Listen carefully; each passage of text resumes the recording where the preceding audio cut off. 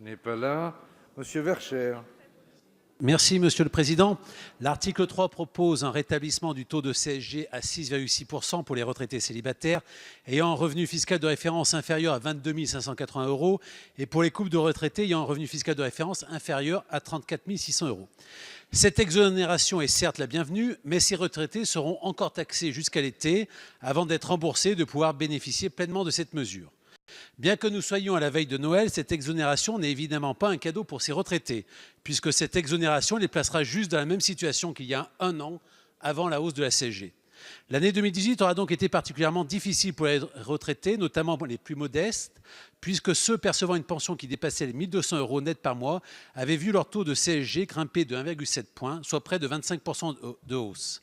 Pire encore, un couple de retraités qui percevaient l'un et l'autre une modeste retraite de 950 € était mis aussi à contribution. Un vrai scandale. Pendant des mois, le chef de l'État a dit assumer de demander un effort aux plus âgés. Mais grâce au mouvement des Gilets jaunes, soutenu très largement par les Français, le président de la République a décidé, sous la pression, de faire un geste, en reconnaissant que l'effort demandé était trop important et n'était pas juste.